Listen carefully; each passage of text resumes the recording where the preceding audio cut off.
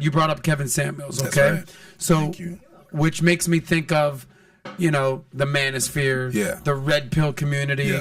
Look, I've interviewed a ton of these guys. We recently sat down with Andrew Tate, Patrick, and I don't know how many million views that video has in a couple weeks. 8.7. Almost 10 million freaking views. Thing blew up. I've done content with Fresh and Fit. I've done a ton of content with Rolo. Recently, we've had on Coach Greg Adams. We've had Justin Waller, Sterling Cooper. We've had kind of people in this, Donovan Sharp. You know, a lot of these guys. Even Hafiz, I wouldn't say that he's red pill, but we've done a lot of content with these guys. A lot of them have similar mindsets, similar beliefs.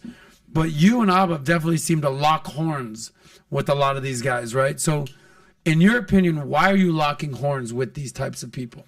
Well, they consider us not being red pill, and we're not. Like I feel like they're locking horns alone, because they're like, "Hey, you blue pill, you're not red pill." I'm like, "No, I'm not. I'm not." Right? You're like, I'm not saying. You're trying to say I'm not. What you but think I'm I not. am. But I'm not. Yeah. Although the thing that happened is that you have to understand why that community is there. Please explain. There's a reason why. I understand why. Okay, let's start with. I said that previously. I understand why the reason why feminism exists.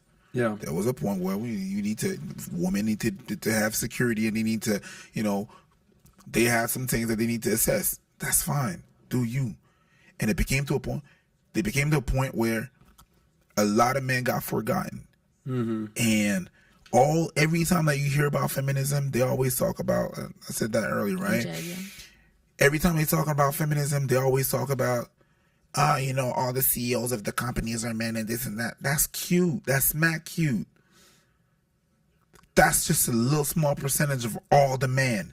So you're basing your whole movement against men, because now that's what I feel like it's kind of leaning to, based on like the top 1% of men, when the rest of them are not top CEOs and they're not doing good. Yeah, they're not doing good. They're not doing fine.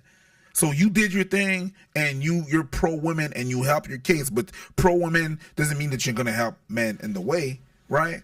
And the men that are not doing so good need something. Because what they're feeling is not echoed out there. It's not, they have nobody to rely on. They have nobody to go on. They're being literally shitted on, being called toxic. Automatically, you're a man. The marketing on that is garbage. But do you think the red pill kind of like fights against that? I think that they try to fight against that. Yeah. Right. So do you think they're like... But essentially... The red pill and the feminism, to me, they're the same people with different genders. They have the same MO. I'm the prize. Feminism gonna be saying, I'm the prize. Men are gonna say, they have the same MO.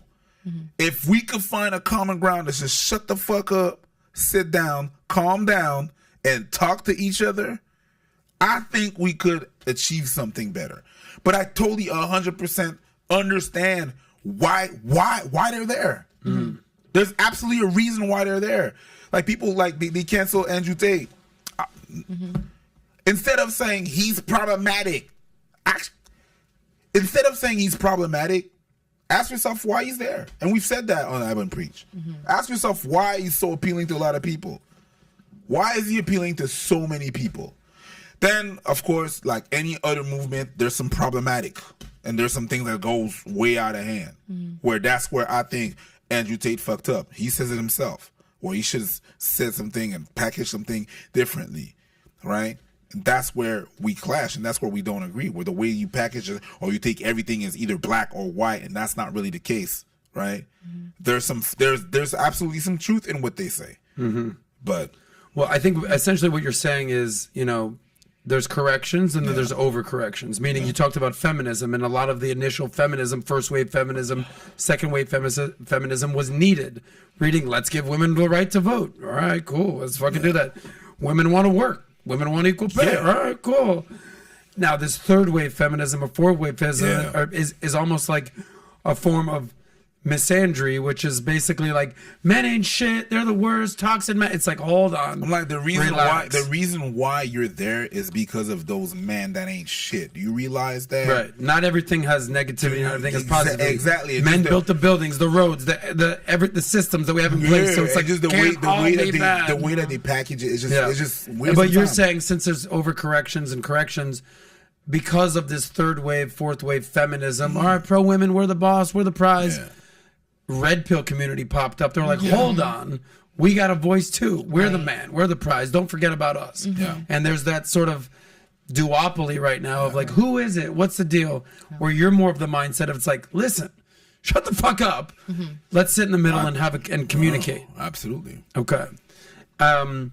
No, I don't think there's anything wrong with that. I think, like, you bring up Andrew Tate as an example. Maybe we'll just have some of these conversations. But you said earlier you don't agree 100% with anything. With anybody. That's the thing. But I don't disagree 100% with anybody else. Exactly. I talked about Alex Jones the other day. I thought what he did. You know who Alex Jones is? Yeah. I know. Okay, you know Alex Jones. Yeah. He just was assessed almost $1 billion fine for the Sandy Hook.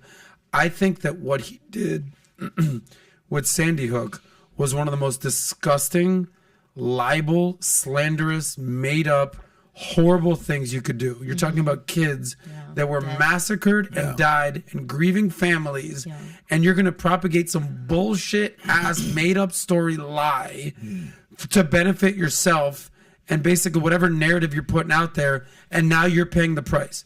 So to be clear, total scumbag move on Alex Jones. With that being said, there's other things that he has said, which is us actually like, it's actually a good point.